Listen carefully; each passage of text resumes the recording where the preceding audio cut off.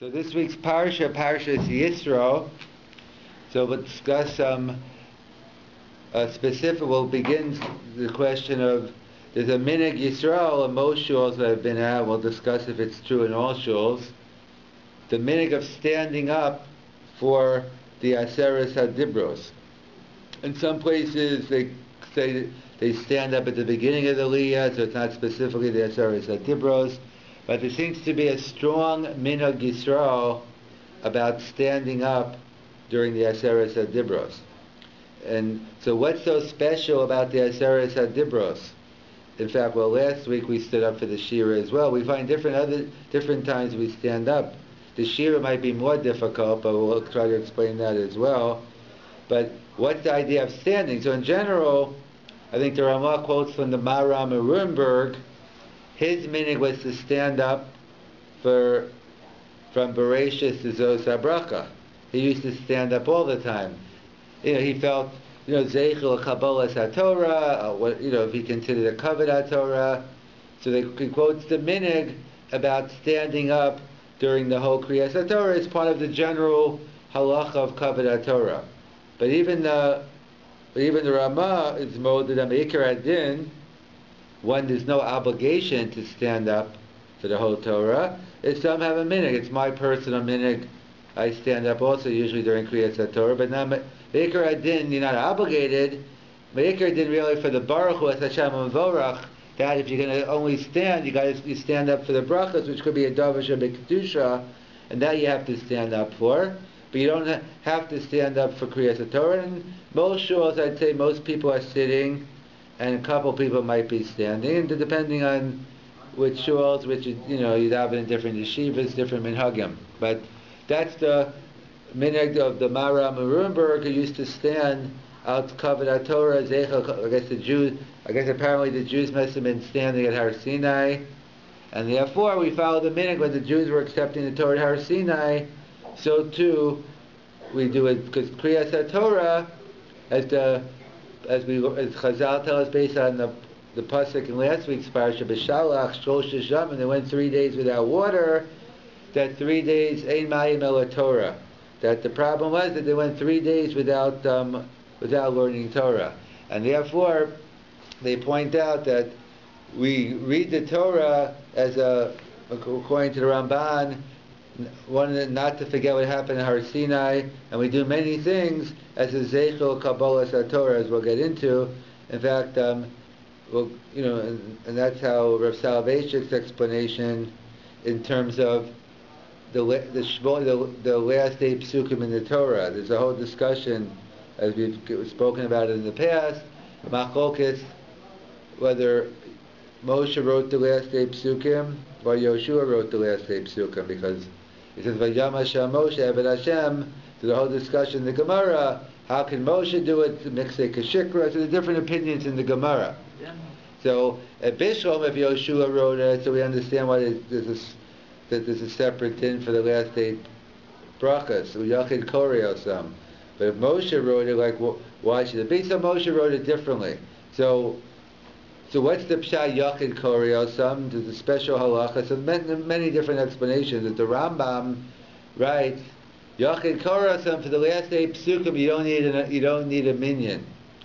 So the Rabbi as usual screams Chai v'Kayim at the Rambam. What are you talking about? You don't need a minyan. Ech ha-minyan halach. Where did the minyan go? What do you mean? So he wasn't familiar with the Simchas Torah and people are making Kiddush. That's where the minyan went. But on a more serious note, where did the minyan go? So that's what Rav Soloveitchik explained, that really we read Kriyas HaTorah, Zeichel Kabbalas HaTorah Misinai. So it's mistabra when it came to the Torah, whichever sheet you want to take, that he taught it all one time, or he taught it along through the 40 years in the Midbar. But whatever he taught, he gathered the Jewish people together, and he taught it barabim. However, when it came to the last 8 psukim, he's not going to go around teaching Moshe Rabbeinu died, Eved Hashem, he was the greatest, all the comp. So that he went privately, and he taught more by Yechidus in a private fashion the last 8 psukim. So therefore, that's what the Rav says, that's the pshat in the Rambam. Echat minyan hala, because you read the Kriyas HaTorah, Zeichel Kabbalas HaTorah Misinai. So how was that given? That was given b'tzibur. However, the last 8 psukim, that was given b'yachid, hence the halacha yachid koreyosam. So that's how the Rabbi explained. But getting back, that's the general yisod that we read Kriyas HaTorah of Zecher to remind us of what happened at Har Sinai.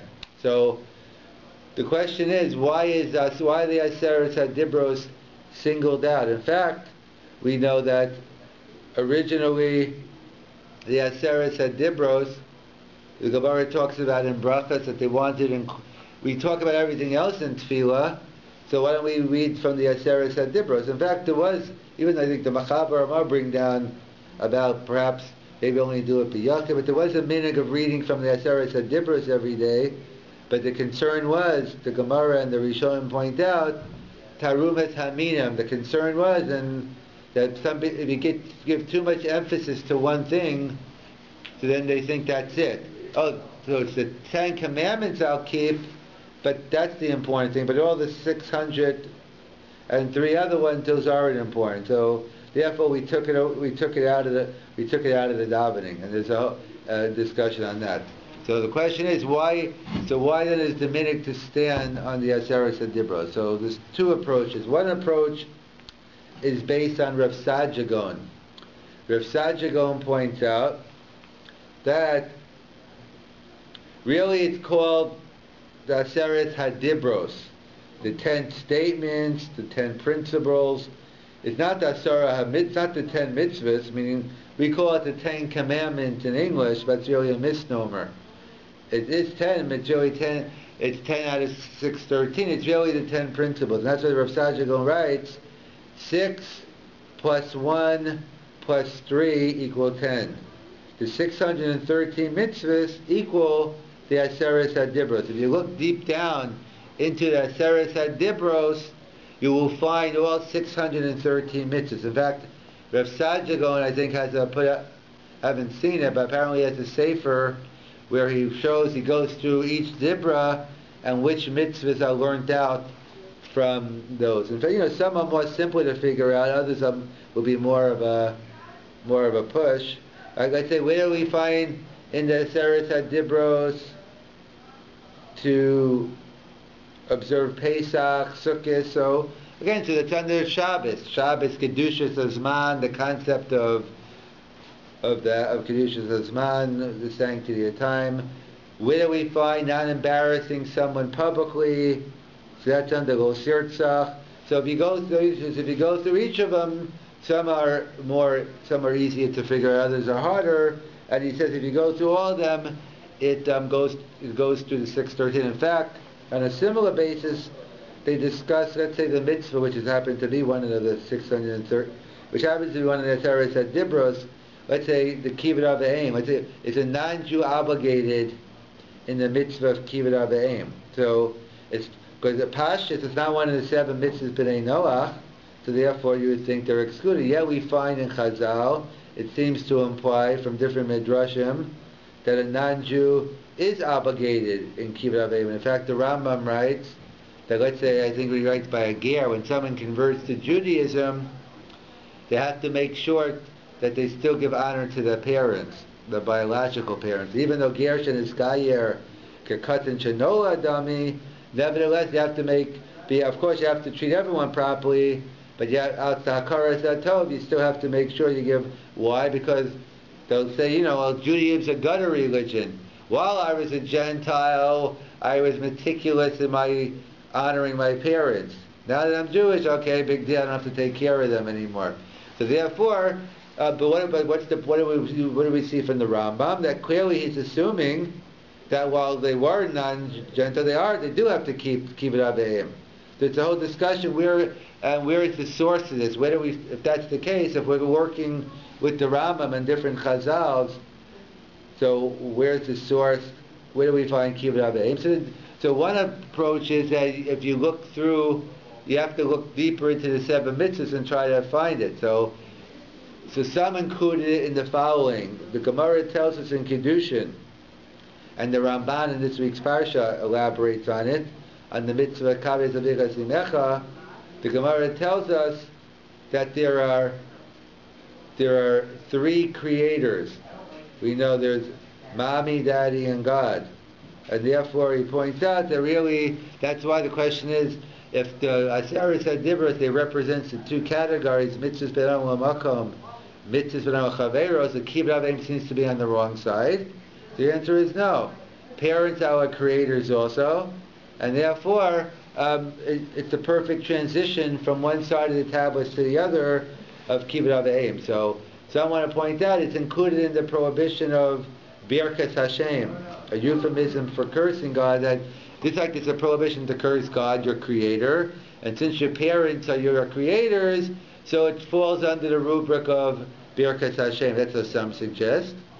Others say it falls under a different of the seven mitzvahs, dinim, that there's a whole machlokas, Ramban, how far dinim go. Is this a general rule of society to keep the rules going that we could survive, or it's much more than that? It's like it's a whole choshen mishpat. So we know that without rules in society, as Pirkei Avos says, each person that will swallow each other's up, we won't be able to function in society. So one of the most basic laws of any society is honoring the elders, is kibbutz avim. Any society that doesn't have honor to the parents, honor to their elders, is a society without any moral values or the key moral values. And therefore, they point out that under the laws of dinim it's common sense that also that kibbutz avim is under dinim. So some suggest it's under dinim, others suggest it's under Birkas Hashem. There's an interesting Ran, I mean, in the Hakdamat to Brachas, where the Ran writes, he says, really it's not in the seven mitzvahs b'nei Noach.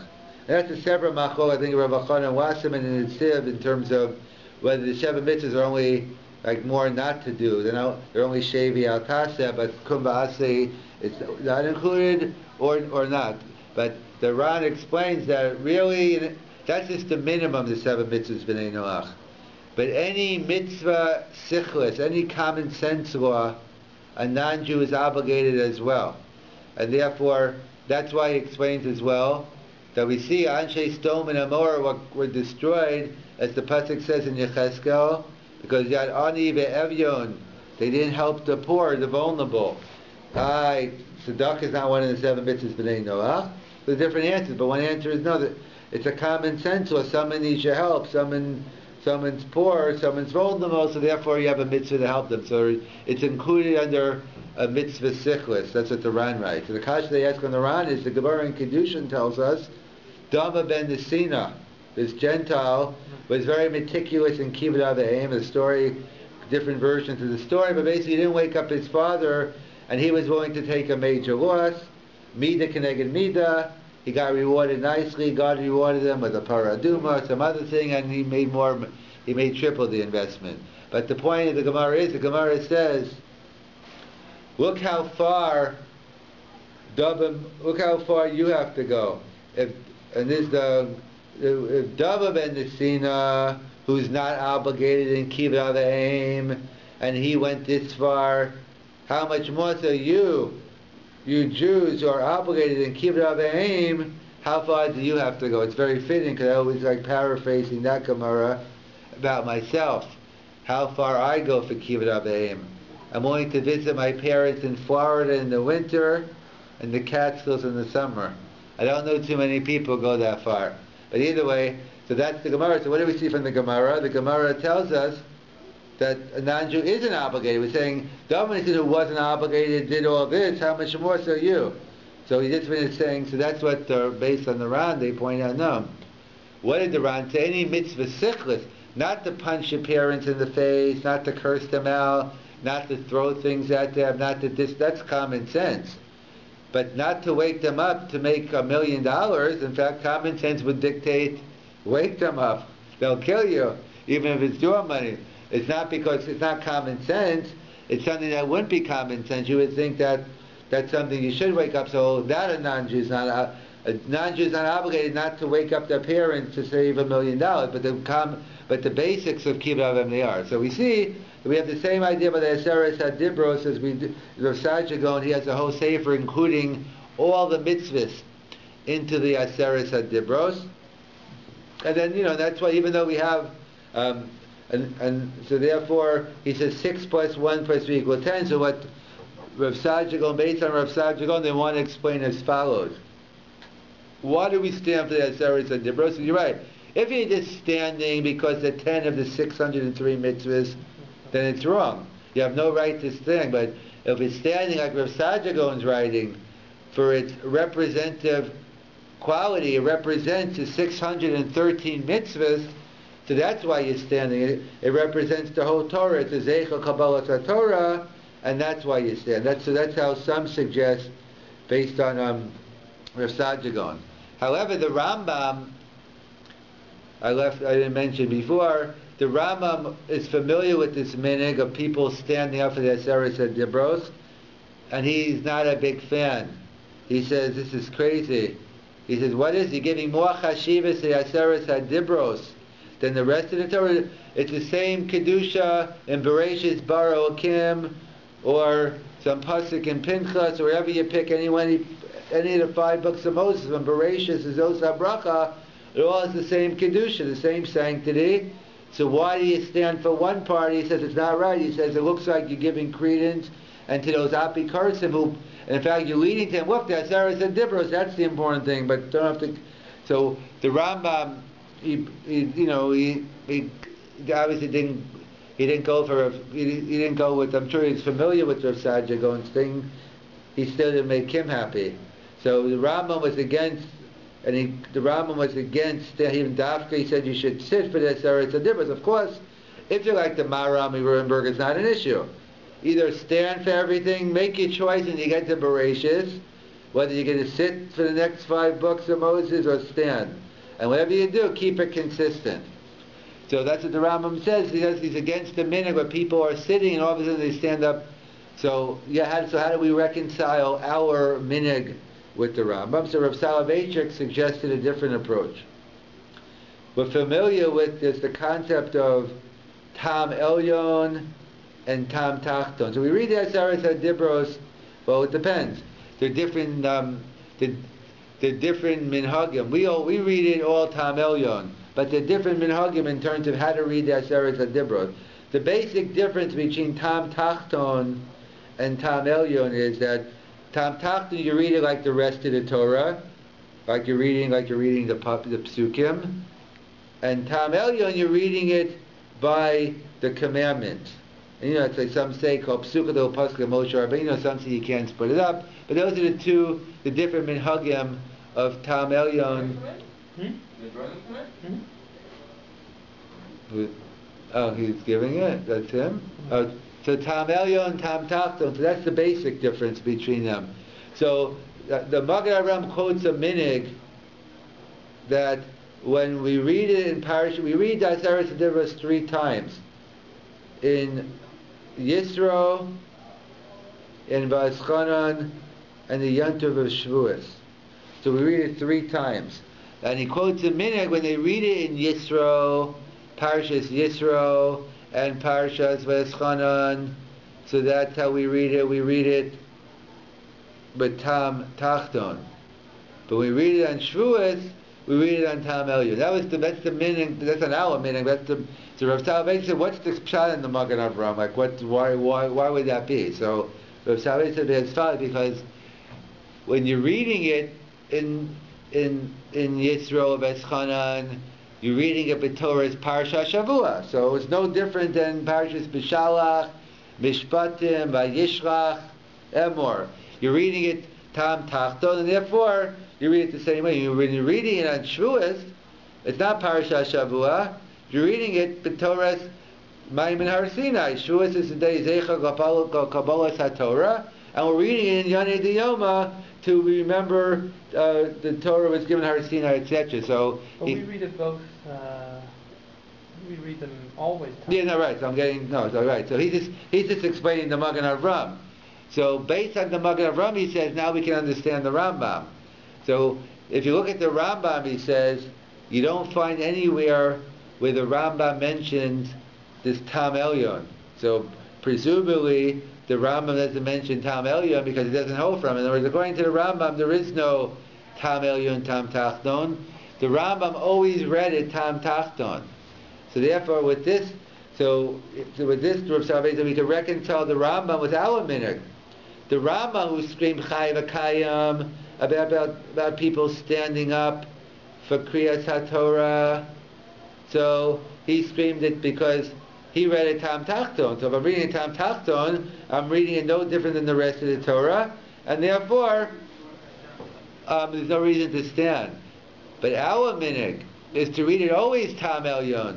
So by reading it Tam Elyon, we're taking it out of by reading it Tam Elyon, we are no longer reading it B'Torah it's PARSHA Shavua anymore.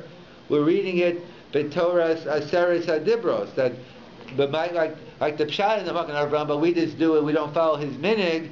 Whatever the reason is, and there could be some Sephardi shuls that do it Tam Tachton. But every shul I've been in, the minhag's always been to read it Tam Elyon and standing, and therefore the Rav says we're not going against the Rambam. The Rambam would be mode that perhaps the Rambam would be chol because he doesn't believe in Tam Elyon. Right. But it's saying, but he might be against it for a different reason. I mean, he's saying there is no Tam Elyon, but he's not but perhaps he's not fundamentally arguing with us. If he held from this concept of Tam Elyon and you're reading it in a different way, so therefore, and that's why also some want to say that's why we have a different tune, like we read the Shira last week, Gaz Yoshia Moshe. There's a minhag also Yisro of people standing up for the Shira. So again, people try to get out by standing up for the whole Aliyah. But also the Shira, we're reading it, we read it in a different nusach. Again, to try to show we're not reading it B'Torah a normal. The Shira itself isn't any different than the rest. We're reading and maybe by Hazino as well in terms of the Shira. But by the point being is if we're keeping it B'Torah Parsha Shavua, so then that's what the Rambam's screaming about. But once we change it and go into something else, that's a whole different ballgame. But how does that end? I mean, the truth is, if you make it now Tam Elyon, so the question then goes a step further. So why are we now making the Aseres Adibros? It strengthens the question. Not only now do we stand for it, but we've given it now an elevated status by giving it a Tam Elyon, and now we stand for it. It doesn't answer the question. Doesn't it make it stronger? No, unless we're saying it depends which. Unless we're saying it might have it does have an elevated status. I mean, it doesn't have more kedusha. In other words, right? That was the concern in the Gemara and Brachas, and right about you. Choose 10. So now, so what's the response? Don't worry, it's okay to stand now because you know why? Because now it's read as Tam Elyon. That's cool for the kasha. Why do you make it Tam Elyon? Now you're giving it more reason. You're pulling it out. Unless part of the issue is that you're reading it. In other words, I guess the way the Rav explained it buffers it a little. I still have the kasha. Then you maybe come on to Rav Sajik on that it's not really that Sarah said Dibros. Maybe you combine both, right? But right. In terms of I think the Ram's Nakud is why stand for that? It's no different than the rest of the Torah. So right. So by reading it Tam Elyon, so therefore, so maybe it's called you shouldn't do it because you're making it different. I'm saying, but once you're making it different, so then like the Shira. Like, our people aren't necessarily thinking, I don't know what they're thinking, but as Yashir, this is the most, we're standing by, it's a Shira, it's, we're doing it, it's something different than the rest, and that's, the fact it's different doesn't mean doesn't make it better, or, you know what I'm saying, so in terms of, you're right, in Achinami, you could argue that way, that one's leading to the other, but he's working with the other Mahalach, that once it's different, so it's not so much that that we're showing it's different, and one of the ways we're showing it's different by doing it Tam Elyon. And maybe that could be you and the Kuda could be the Rama with Taina, you're making it worse. So maybe right. So the Rav is trying to fit the Rambam. So maybe there can't be any peace with the Rambam. It doesn't. You know what I'm saying? Maybe he's trying to right. With the Rambam. Exactly. So I hear what you're saying is maybe the Rambam would be even more upset about it. Right. Yeah. That answer. Okay, right. I guess, but the Rav, I guess, is working with that. Some reason the minhag Yisro is Tam Elyon was there. It wasn't, exactly what the source is and where it came from, but we're working that Tam Elyon is there, and hence we're working with the regular minhag in terms of that. In the Aseret Hadibros, the Torah tells us about the mitzvah of kivit of the aim, the mitzvah of honoring one's parents.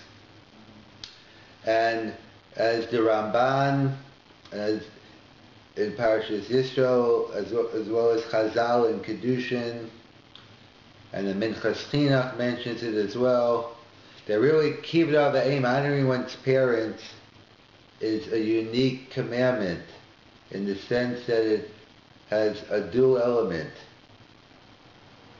As Chazal tell us, why were the Aseret HaDibros, the 10 statements, the 10 commandments given on 2 tablets? Why not 1? So Chazal tell us to teach us the 2 different categories of commandments. Commandments between man and God, and commandments ben adam l'chaveiro, interpersonal. And that's why, that explains why at first glance honoring one's parents seems to be on the wrong side of the tablets. It should be on the second side, not the first side. And nevertheless we see that the Chazal tell us that it's there for a reason. It's a perfect transition between mitzvahs ben adam l'makom and mitzvahs ben adam l'chaveiro. It's a perfect transition from one tablet, which represents commandments between man and God, to the second side of the tablet, commandments ben adam l'chaveiro. So we know these are the 2 basic elements we have in Judaism. There's actually a 3rd category, which we're not going into tonight, ben adam liatzmo, your own potential, what you could do. Ashlosha dvarim ha'olam omed.